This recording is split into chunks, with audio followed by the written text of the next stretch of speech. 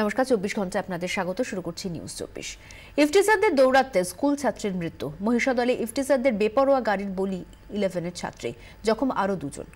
দুই ইফতিজারকে গ্রেফতার করেছে পুলিশ। ঘটনার কড়া ব্যবস্থার নির্দেশ দিয়েছেন মুখ্যমন্ত্রী। এরপরে খুনের মামলা রুজু করে পুলিশ।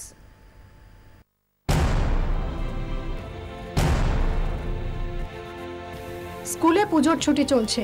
বিকেলে আর 5 দিনের মতো টিউশন পড়তে যাচ্ছিল মহিষাদলের ক্লাস 11-এর 3 ছাত্রী, কিন্তু সেই পথেই যে এভাবে বিপদ ওত পেতে থাকবে কে জানতো। 41 নম্বর জাতীয় সড়ক দিয়ে মাধবপুর থেকে তাজপুরের দিকে যাচ্ছিল 3 বন্ধু। হঠাৎই পথে হাজির একটি সুইফট ডিজায়ার গাড়ি। গাড়িতে থাকা 2 যুবক ক্রমাগত উত্তক্ত করতে শুরু করে তাদের। একদিকে 3 ছাত্রী, অন্যদিকে গাড়িতে থাকা 2 বেপরোয়া যুবক। প্রায় হাফ কিলোমিটার ছাত্রীদের গাড়ি নিয়ে তাড়া করে তারা। প্রত্যক্ষদর্শীরা বলছেন, গাড়ি নিয়ে রাস্তায় নানা কেরামতি দেখাতে শুরু করে ওই যুবকরা। এরপরই নিয়ন্ত্রণ হারায় গাড়িটি। ছাত্রীদের ধাক্কা মেরে সোজা পড়ে যায় রাস্তার ধারে নয়নজুলিতে। প্রচণ্ড স্পিডে আসছিল এবং ইভটিজিং মানে গাড়িটা হেলকে ইভটিজিং করার চেষ্টা করছিল। মেয়েদেরকে করতে গিয়েই অ্যাক্সিডেন্টে মারা গেছে।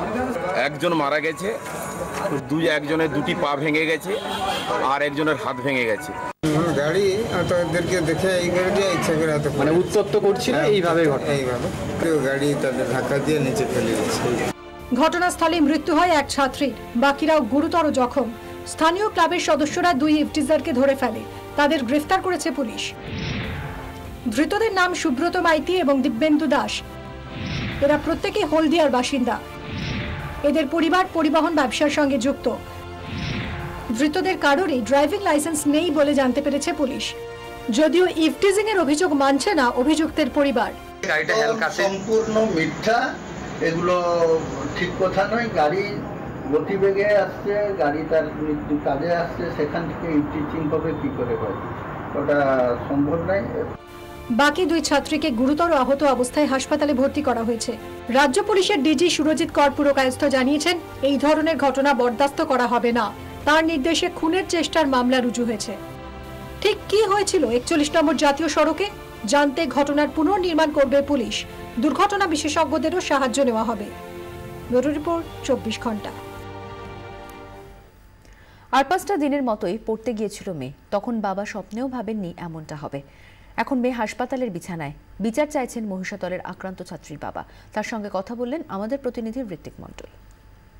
ডিজায়ার গাড়ি, যার মধ্যে 3 জন যুবক ছিলেন, তারা দীর্ঘক্ষণ ধরে তাদেরকে পিছু নিচ্ছিলেন। আচমকা নিয়ন্ত্রণ হারিয়ে ওই 3 ছাত্রীকে ধাক্কা মারে তারপরেই নয়নজুলিতে পড়ে যায়। ঘটনাস্থলে একজন ছাত্রীর মৃত্যু হয়েছে, অন্য 2 জন এই তমলুক হাসপাতালে এই মুহূর্তে চিকিৎসাধীন রয়েছে। তাদের অবস্থা বেশ গুরুতর। আমার সঙ্গে রয়েছেন এই 2 যে ছাত্রী আহত হয়েছেন তাদের পরিবার। ওরা 3 জন টিউশনিতে যাচ্ছিল, হেঁটে হেঁটে, পায়ে হেঁটে হেঁটে টিউশনে যাচ্ছিল। এখন অবস্থা বলতে তো একজনকার তো খুব অবস্থা খারাপ, আরেকজনকার তারও অবস্থা মোটামুটি খুব খারাপ।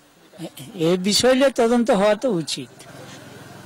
স্বাভাবিকভাবেই তদন্তের প্রত্যাশা রাখছে পরিবারটি। 24 ঘন্টার জন্য ঋত্বিক মণ্ডলের রিপোর্ট। রাজ্যে নারী নির্যাতন চলছে। কোথাও ইফতিজারদের দৌড়াতে খুন, কোথাও পণের দাবিতে নারীর ওপর অত্যাচার। দেখুন নৃশংসতার বলি নারী আজ দিনভর।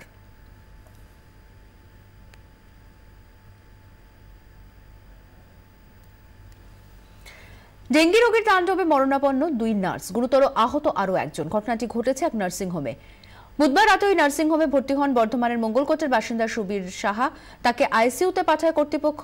ভোরে 3 নার্স যখন বিশ্রাম নিচ্ছিলেন তখনই ক্ষেপে ওঠেন ওই রোগী। স্যালাইনের স্ট্যান্ড নিয়ে 3 নার্সের ওপর হামলা চালান তিনি। স্ট্যান্ডের আঘাতে মার্গারেট মণ্ডলের মাথার খুলি ভেঙে ভিতরে ঢুকে যায়। আরেক নার্স পি ভিক্টোরিয়ার মাথার খুলি ভেঙে বেরিয়ে এসেছে। তৃতীয় নার্স শিপ্রা মণ্ডলের মাথায় 16টি সেলাই পড়েছে। তার হাতের তালুতে এত জোরে আঘাত করেন ওই রোগী যে আঙুলগুলি ঝুলে গেছে। দুজনেই ভেন্টিলেশনে রয়েছেন। তাদের মাথায় অস্ত্রোপচার করা হয়েছে, তবে অস্ত্রোপচার সফল হয়নি বলে হাসপাতাল সূত্রে খবর।